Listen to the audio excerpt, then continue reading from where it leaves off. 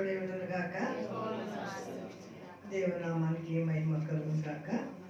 దేవుని యొక్క కృపగల నామములు 15 దినాలు దేవుని యొక్క సన్నిధిలో మనం దినదినము దేవుని యొక్క వాక్యాన్ని ధ్యానించడానికి, దేవుని సన్నిధిలో మన సమయాన్ని గడపడానికి ప్రభు ఇచ్చిన ఈ కృపను బట్టి దేవునికి మహిమ కలుగును గాక.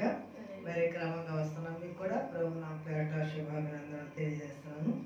ఈ దినాన్ని అపోస్తలుల కార్యగ్రంథము 14వ అధ్యాయంలో కొన్ని వచనాలు చదువుగా విన్నాం. అసలు మామూలుగా అయితే 15వ అధ్యాయం ధ్యానించాలి, కానీ ఆ మొదటి రోజు హోల్ నైట్ మూలంగా ఆ రోజు నేను ఈ వాక్యం కాకుండా మన ప్రకటన గ్రంథాలు చెప్పుకున్నాం. అందుకని ఈరోజు 14వ అధ్యాయం చెప్పుకోవడానికి ఆశపడుతున్నాను. మనం చదువుకున్న వాక్య భాగంలో 7వ వచనము, మనుషులు అప్పటికప్పుడే భక్తి కలుగుతారు, అప్పటికప్పుడే భక్తి నుండి తొలగిపోతారు. ఇక్కడ పౌలు గారి యొక్క విశ్వాసము, పరిచర్యకి పౌలును బర్నబాను వాళ్ళు అభిషేకించి ప్రతిష్ఠించి ప్రార్థన చేసి సేవకు పంపించారు. సువార్త ప్రకటిస్తూ పౌలు బర్నబా ఈ ప్రాంతాలన్నింటిలో దేవుని యొక్క వాక్యాన్ని బోధిస్తూ వస్తున్నారు.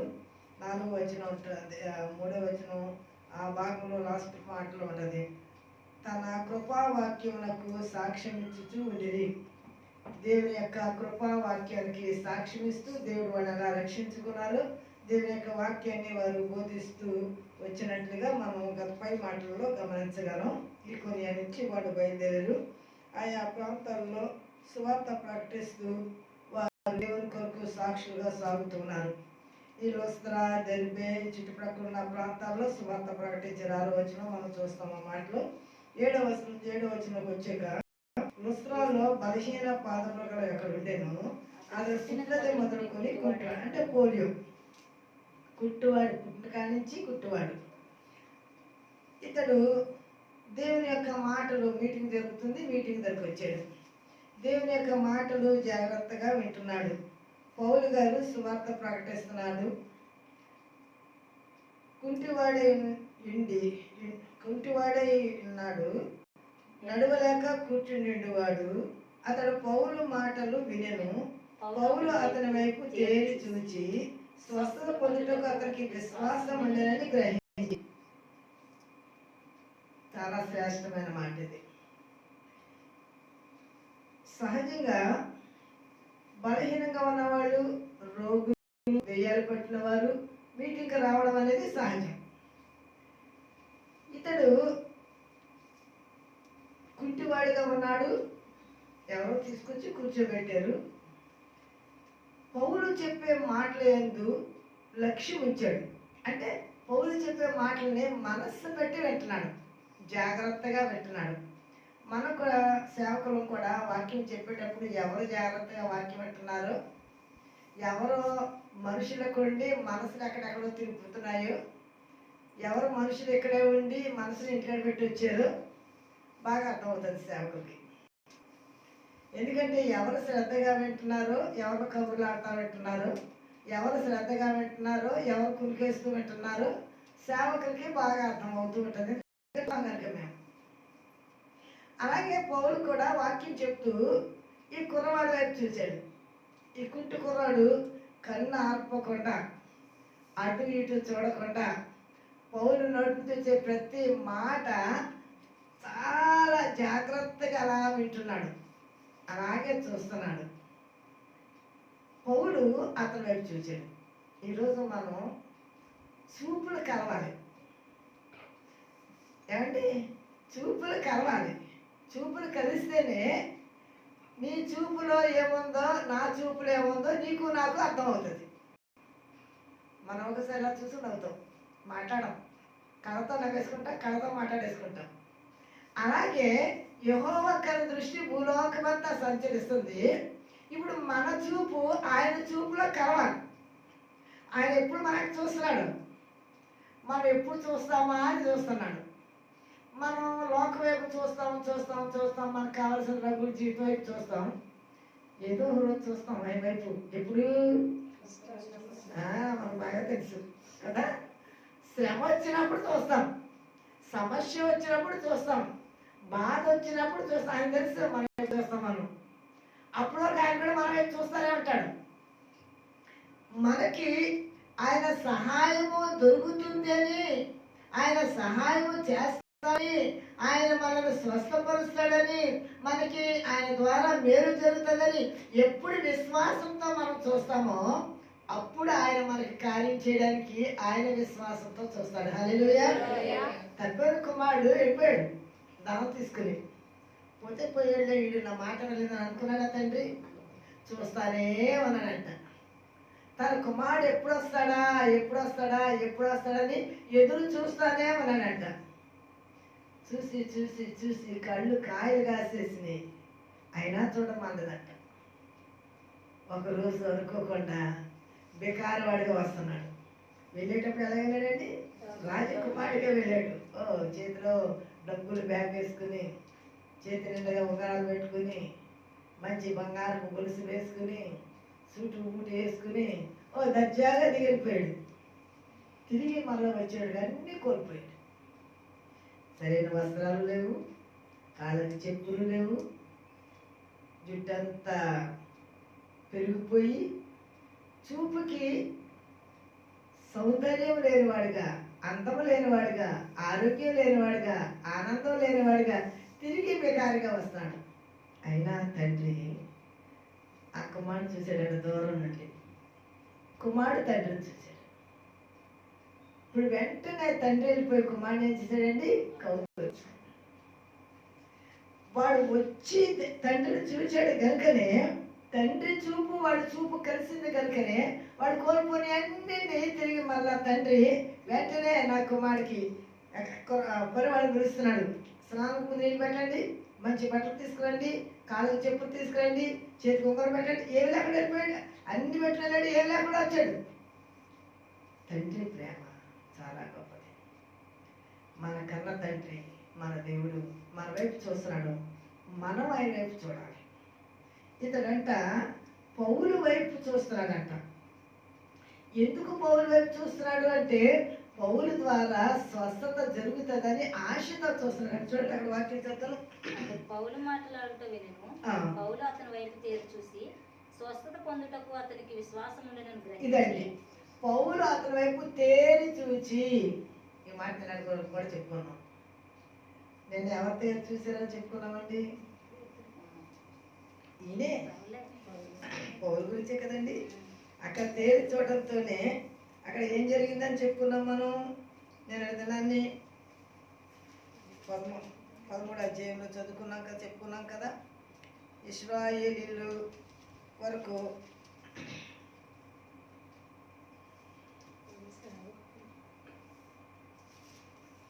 దేవుని యొక్క సేవకు ఎలుమ కదా, వాడి తేరు చూడటంతోనే ఏమైపోయాడు? గుడ్డైపోయాడు.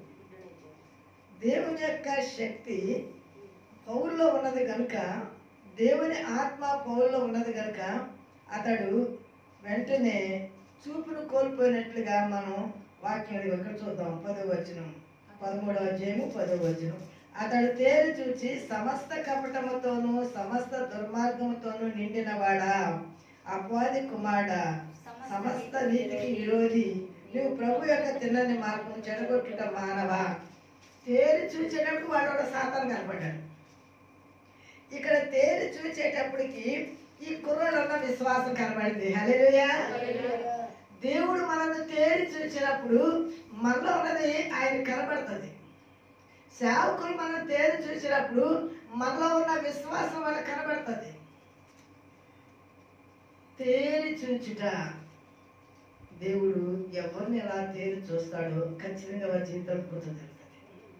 చాలా మంది 38 సంవత్సరాలు పట్టించి పడిన వాటితో పాటు చాలా మంది పడినారు బెతెస్దా కోనేరు దగ్గర.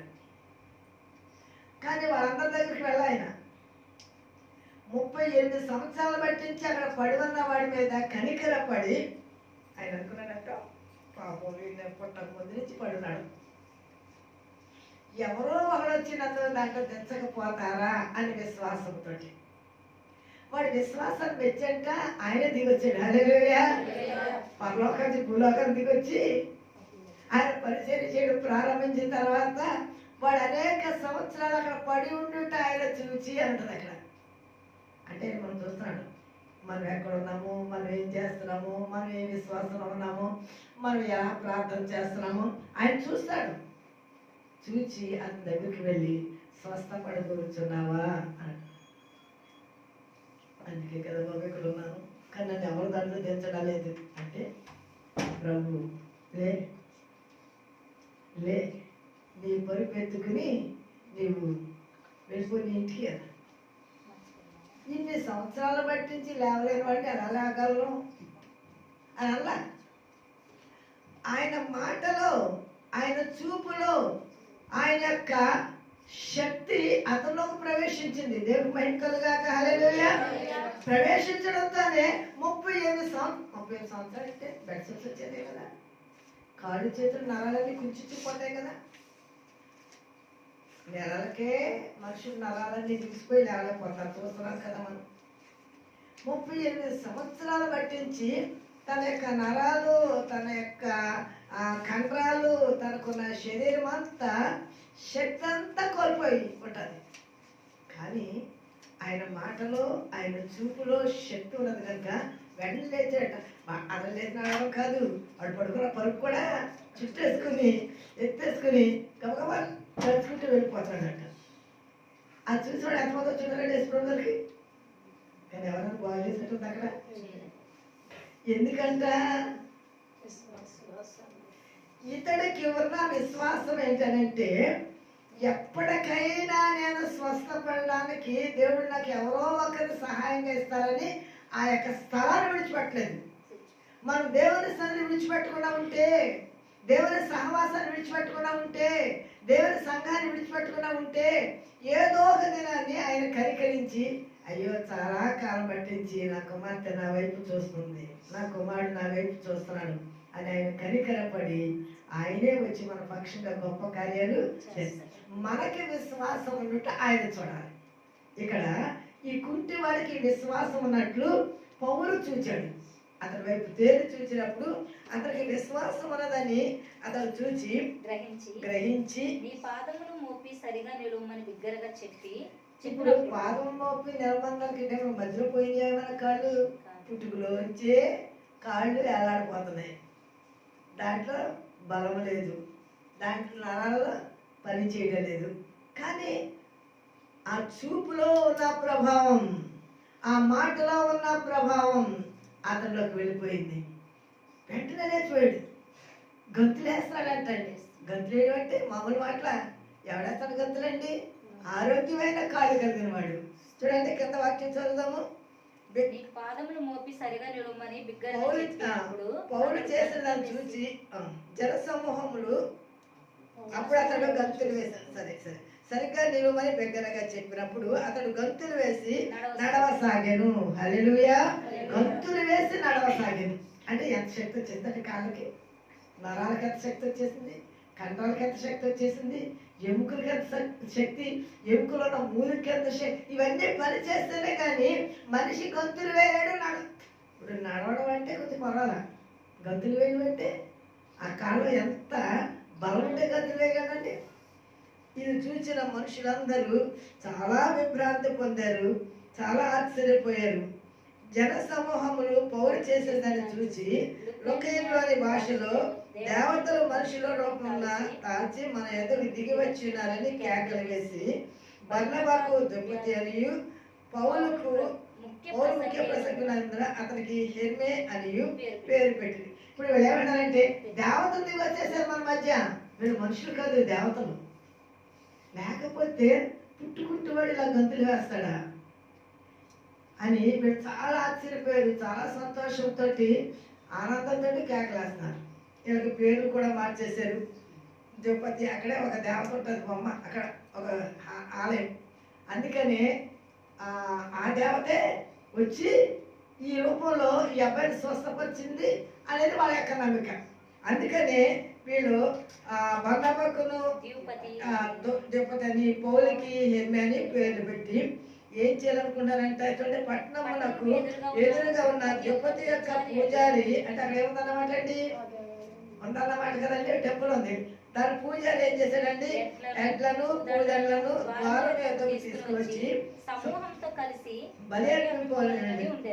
ఎవరు బలి అర్పించడానికండి, బర్నబాకి పౌలుకి. అంటే ఇప్పుడు వాళ్ళ ఉద్దేశం ఏంటంటే దేవతలు దిగి వచ్చారు కనుక వాళ్ళకి బలి అర్పించాలని. ఇది చూసిన పౌలు బర్నబా, అయ్యి బాబాయ్ ఇప్పుడు వీళ్ళు ఎలా మార్చాలి, వీళ్ళకి ఎలా చెప్పాలి, వాళ్ళకి అర్థం కావలేదు. అప్పుడు వెంటనే వాళ్ళ వస్త్రాలు చించుకుని అని చూడండి అక్కడ, ఈ సంగతి విని తమ వస్త్రములు చించుకుని సమూహంలోనికి చొరబడి, అయ్యలారా మీరు ఎందుకు ఇలాగ చేయించున్నారు, మేము కూడా మీ స్వభావం అంటే స్వభావం గల నరులం, మేము మీ స్వభావం గల నరులమే, మీరు నేను మనందరం ఒకటే, మానవులము, మన మనుషులము, మన స్వభావం అంతా ఒకటే. ఏలియా మన వంటి స్వభావం గల మనుషుడే. అతడు ఆసక్తితో ప్రార్థన చేయగా 3.5 సంవత్సరాలు వర్షము, అతడు తిరిగి ప్రార్థన చేయగా ఆకాశం వర్షం ఇచ్చెను, భూమి తన ఫలం ఇచ్చెను. సామాన్య మనుషుడే. ప్రభువా ఏలియా ప్రార్థన ఆలకించే దేవుడు మా ప్రార్థన ఆలకించవా అని ప్రార్థన చేసినప్పుడు ఎన్నో పర్యాయములు పడుతున్న వర్షం దేవుడు అలా చేశాడు. హల్లెలూయా. నా జీవితంలో ఎన్నో అనుభవాలు. మానవులమే మనందరం, వాడు మానవులే. కానీ వారు చేసిన శక్తి కార్యములు ఎక్కడి నుంచి వచ్చినాయంటే వారు ఆసక్తితో ప్రార్థన చేశారు, దేవుని కొరకు యథార్థత కలిగి జీవించారు, నీతి కలిగి జీవించారు, పరిశుద్ధత కలిగి జీవించారు. ప్రభు కొరకు అనేకమైన శ్రమలు అనుభవించిన దేవుని వారు విడిచిపెట్టలేదు. అందుకని దేవుడు వారి ద్వారా గొప్ప కార్యాలు జరిగించుకున్నాడు. కనుక ఇక్కడ వారు చెప్తున్నారు ఏమనంటే, మీరు ఈ వ్యర్థమైన వాటిని విడిచిపెట్టి ఆకాశమును భూమిని సముద్రమును వాటిలో ఉన్న సమస్తను సృజించిన జీవముగల దేవుడి వైపు తిరగవలని మీకు సువార్త ప్రకటించుతున్నాము. యోనా వెళ్ళి సువార్త ప్రకటించాడు.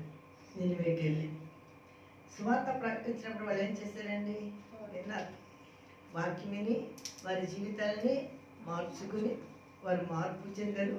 అందుకనే నిర్దేశించిన కీడు చేయకమాని ఆ దేశంలో వారికి క్షేమాన్ని నెమ్మదిని దేవుడు ఇచ్చినట్లుగా మనం ఆ వాక్య భాగంలో చూడగలుగుతున్నాం. మీరు ఈ వ్యర్థమైన వాటిని విడిచిపెట్టి ఆకాశమును భూమిని సముద్రమును వాటిలో ఉండే సమస్యలు సృజించిన జీవముగల దేవుని వైపు తిరగవలెనని ఈ సువార్త విని సమరయ స్త్రీ సమరయ పట్టణంలోకి వెళ్ళి చెప్తుంది, మెస్సీ అని నేను కనుగొన్నా, ఆయన జీవము గల దేవుడు, ఆయన మాటలు వింటే మీరు కూడా నిత్య జీవానికి పాత్రలు అవుతారు అని చెప్పడంతోనే వాళ్ళందరూ యేసు ప్రభు దగ్గరికి వచ్చారు. సువార్త మొట్టమొదట స్త్రీ మిషనరీ, మొట్టమొదటి మిషనరీ ఎవరంటే స్త్రీయే, సమరయ స్త్రీయే మొట్టమొదట క్రీస్తు గురించి సువార్త ప్రకటించింది. వెళ్ళి వాళ్ళందరినీ దేవుని దగ్గరికి నడిపించింది. తర్వాత బానిస పిల్ల ఎవరంటే బాలికను, ఇశ్రాయేలు బాలికను ఒక అమ్మాయిని బానిసగా తెచ్చుకున్నారు. ఆ అమ్మాయి స్వార్థ అంటే ఏంటండి, దేవుని గురించిన వార్త. ఆమె చెప్పింది, మా యజమానుడు ఈ కృష్ణ వ్యాధితో బాధపడుతున్నారు కదమ్మా, యజమానులతో చెప్పింది, మా దేశంలో ఒక ప్రవక్త ఉన్నాడు, ఆయన దగ్గరికి వెళ్తే ఖచ్చితంగా మన యజమానుడు బాగుపడతాడు. మామూలుగా వెళ్ళే పరిస్థితులు కాదు, వాళ్ళ మామూలు మనుషులు కాదు. అంతకుముందే అక్కడ యుద్ధం చేసి వాళ్ళందరినీ తెచ్చేసుకున్నారు. ఆస్తులు, పంట, పశు సంపద, మనుషులను అందరినీ ఇక్కడ వాళ్ళు దోచుకొచ్చారు. అలా తీసుకొచ్చిన అమ్మాయే ఈ అమ్మాయి. కానీ ఆ అమ్మాయి వాళ్ళ మీద కక్ష కానీ, వాళ్ళ మీద కోపం కానీ, వాళ్ళ మీద పగ కానీ పెట్టుకోలే. ఎందుకు తనకి ఆ మంచి మనసు దేవుడిచ్చాడంటే, ఇర్మియా గ్రంథంలో ఇర్మియా రాస్తాడు, మీరు వెళ్ళు దేశంలో వారి క్షేమము మీరు కోరుకోండి, వారి క్షేమము మీకు క్షేమము కలుగునని. మనమంట ఇతరుల క్షేమం కోరుకుంటే దేవుడు మన క్షేమం కోరుకుంటాడు. ఇతరులు బాగోవాలని మనం కోరుకుంటే దేవుడు మనల్ని బాగు చేస్తాడంటండి. ఇతరులు సంతోషంగా ఉండాలని మనం కోరుకుంటే మనం సంతోషంగా ఉండాలని దేవుడు సహాయం చేస్తాడు. మనం ఇతరుల ఏడల ఎలాంటి స్వభావం కలుగుంటామో మన ఏడల దేవుడు కూడా అలాంటి స్వభావం కలుగుతాడు. కనుక ఈ అమ్మాయి చెప్పింది ఎప్పుడో చెప్పిందంటే అతడు బాగుపడే వరకు చెప్తుంది, అతడు స్వస్థపడే వరకు ఎందుకంటే మా దేవుడు ఆకాశమునకును భూమికిని సృష్టికర్త, మా దేవుడు సర్వశక్తిమంతుడు, మా దేవుడు జీవముల దేవుడు, మా దేవుడు ఎలాంటి వ్యాధినైనాను బాగు చేయగలిగిన దేవుడు. ఈ మాటలు ఒక చిన్న పిల్ల ఒక గొప్ప సైన్యాధిపతిని దేవుని దగ్గర నడిపించింది. అతను స్వస్థపడిన తర్వాత అంటాడు, ఇశ్రాయేలు దేవుడు ఈ లోకంలో ఎవరూ లేరు. ఎంత గొప్ప దేవుడు. ఒక చిన్న పిల్ల సువార్త ద్వారా ఒక గొప్ప సైన్యాధిపతి దేవుని దగ్గర నడిపించబడి రక్షించబడ్డాడు. హల్లెలూయా. మనం మామూలు నడిపించలేకపోతున్నాం, ఒక సామాన్యుని నడిపించలేకపోతున్నాం. ఒక సైన్యాధిపతి నడిపించింది. ఒక ఇంట్లో బానిస పిల్ల, ఇంట్లో పని పిల్ల, దేవుని సువార్త పరిచర్య చేయలేని ఆశ కలిగి ఉన్నవాళ్ళు, వాళ్ళకి హోదాలు అక్కర్లేదు, అంతస్తులు అక్కర్లేదు, వయసు తారతమ్యం అక్కర్లేదు, చిన్నవాళ్ళని సరే దేవుని గురించి చెప్పవచ్చు. ఆ మాటలు ఒకవేళ అప్పుడు వినకపోయినా ఎప్పుడో ఒకప్పుడు వారి హృదయంలో ఆ మాటలు పనిచేస్తాయి. విత్తనాలు, దేవుని యొక్క వాక్యము విత్తనం వంటిది. ఇప్పుడు వీళ్ళు అయ్యలారా మీరు ఇలాంటి పని చేయబాకండి, దేవుడు గొప్పవాడు, దేవుడు చేశాడు కానీ మేము అది కార్యం చేయడు. ఈ దుర్బలుడికి చేసిన ఈ కార్యం బట్టి మమ్మల్ని ఎందుకో హెచ్చించేస్తున్నారు, మాలో ఏం లేదు, మేము మీలాంటి మనుషులమే, దేవుడు చేశాడు. ఎందుకంటే అతనికి విశ్వాసం ఉన్నది కనుక, అతడు బాగుపడాలి అనే ఆశ ఉన్నది కనుక, అతడు ఆసక్తితో మా వైపు చూస్తున్నాడు కనుక దేవుడు అతని వైపు చూసి అతను బాగు చేశాడు అని చెప్పి వాళ్ళని చాలా బలవంతంగా పూజలు చేయకుండా ఆఫ్ చేశారు. ఆయన 17వ వచనంలో, అయినను ఆయన ఆకాశం నుండి మీకు వర్షమును ఫలవంతమైన ఋతులను దయచేయచ్చు, ఆహారం అనుగ్రహించు, ఉల్లాసంతో మీ హృదయములను నింపుచు, వేరు చేయడం చేత తన గురించి సాక్ష్యము లేకుండా చేయలేదని బిగ్గరగా చెప్పి వారు ఎలాగూ చెప్పి తమకు బలి అర్పింపకుండా సమూహమును ఆపుట బహు ప్రయాసమయ్యను. ఈ బలి అర్పించేది బాబు మేము మనుషులమే, దేవతలు కాదు, దెయ్యాలు కాదు, మేము మామూలు సామాన్య మనుషులమే అని చెప్పి అలాగూ బలవంతంగా మొత్తానికి ఆ యొక్క బలి అర్పించకుండా ఆఫ్ చేశారు. ఇక్కడ వరకు ఎంత ఘనత, ఇక్కడ వరకు ఎంత పేరు, ఇక్కడ వరకు ఎంత పేరు ప్రఖ్యాతలు మొత్తం ఆ ఊరంతా వ్యాపించేసింది. ఈ సంగతి విన్న యూదులంటండి అక్కడి నుంచి బయలుదేరి వచ్చారు. అంత్యోకయ నుండి ఈకొనియ నుండి యూదులు వచ్చి జన సమూహమును తన పక్షముగా చేసుకుని పౌలు మీద రాళ్ళు రువి అతను చనిపోయినని అనుకుని పట్టణం వెలుగులకు అతన్ని ఈడ్చిరి. అండి అప్పుడు దాకా రొట్టెలు తిన్నవారు, అప్పటి వరకు హోసన్నా పాటలు పాడినవారు, అప్పటి వరకు యేసుప్రభు వెంట ఉన్నవాడు, సిలువేమని కేకలు వేసేవాడు కూడా, అప్పటిదాకా అమ్మో వీళ్ళ దేవతలు దేవుళ్ళు ఎంత అద్భుతం అన్నవాళ్ళు ఇప్పుడు పౌలుకి విరోధంగా పౌలుని చంపడరా అని చెప్పి రాళ్ళు రువి పౌలుని రాళ్ళతో కొట్టి చంపేశారు, బయటికి ఈడ్చేశారు. శిష్యులు చుట్టూ ఏడుస్తున్నారు. ఇది మనం ఇంకోసారి చెప్తాను. నేను పరలోకాలకు వెళ్ళాను, పరదేశికి వెళ్ళాను, నేను శరీరంతోనే వెళ్ళాను, శరీరం లేకుండానే వెళ్ళాను అని కొరింథీ సంఘాన్ని రాస్తూ ఉంటాడు.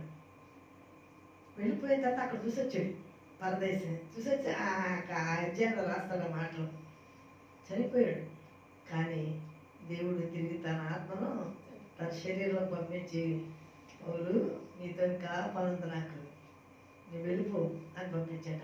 అంతే, లేచిపోయి దులిపేసుకుని మామూలుగా వాడు ఎలా వచ్చాడు అలా పదం అని వెళ్ళిపోయి దక్కులా మళ్ళా స్వార్థ పరిచర్య చేయడం ప్రారంభించారు. చూడండి అక్కడ. అయితే శిష్యులు అతని చుట్టూ నిల్చుండగా అతడు లేచి పట్టణంలో ప్రవేశించి బర్నబాతో కూడా దెర్బకు బయలుదేరిపోయాను. వారు ఆ పట్టణంలో సువార్త ప్రకటించి అనేకులను శిష్యులుగా చేసిన తరువాత లుస్త్రాకును ఈకొనికును అంత్యోకును తిరిగి వచ్చి శిష్యుల మనసులను దృఢపరిచి విశ్వాసమందు నిలకడగా ఉండవాలని అనేక శ్రమలను అనుభవించి మనము దేవుని రాజ్యంలో ప్రవేశించాలని వారిని హెచ్చరించాను. విశ్వాసములో స్థిరముగా నిలకడగా ఉండాలి. అనేకమైన శ్రమల ద్వారా మనం దేవుని యొక్క రాజ్యంలో ప్రవేశించాలి. అంటే దేవుని రాజ్యంలో ప్రవేశించడానికి ఏం కావాలన్నమాట అండి? శ్రమ లేకుండా, విశ్వాసం లేకుండా మనం దేవుని యొక్క రాజ్యంలో ప్రవేశించడం కనుక శ్రమనందని వాడు నావాడు కాదు. శ్రమలు దేవుని కొరకు బలమైన విశ్వాసాన్ని కలిగేస్తుంది. ఆ విశ్వాసమే మనకు విజయాన్ని ఇస్తుంది. ఆ విజయమే పరలోక రాజ్యానికి పౌరులు చేస్తుంది. అలా ఉండడానికి, అటు విశ్వాసంలో స్థిరంగా ఉండడానికి దేవుని యొక్క ఆత్మ, దేవుని యొక్క సహాయం దేవుడు మాకు అనుగ్రహించుగాక. ఆమె. పరిశుద్ధుడైన మా దేవ, ప్రేమ కలిగిన మా తండ్రి, మీ ఘనమైన నామమునకు వందనాలు, స్తోత్రములు స్తోత్రములు స్తోత్రములు. ప్రభు పౌలు పరిచర్యలు దేవా, ఎన్ని శ్రమలు వచ్చిన నీ కొరకు వారు బలమైన సేవకులుగా నిలబడ్డారు. వారి ద్వారా మీరు అద్భుతాలు జరిగించారు. ప్రభువా, మా విశ్వాసంలో మేము స్థిరులుగా, కదలని వారంగా, నిలకడగా, నీకు ఇష్టలుగా శ్రేష్టమైన భక్తి మార్గంలో జీవించటకు సహాయం చేయండి ప్రభు. దేవా, శ్రమ కలిగిందని దేవా నీ నుండి మేము దూరం కాకుండా ప్రభువా, అపవాది మమ్మలను శోధించినప్పుడు మేము భయపడ్డాం. నీ కొరకు నమ్మకస్తులుగా, యథార్థవంతులుగా, నీతియుక్తమైన భక్తి కలిగి జీవించటకు సహాయం చేయండి. మా ప్రతి అక్కర అవసరత నీ కృపగల నామలో తీర్చండి ప్రభు. కూడిన బిడ్డలను నీ కృపలో జ్ఞాపకం తెచ్చుకోండి. మా ప్రతి సమస్య నీ కృపలో తీర్చండి ప్రభు.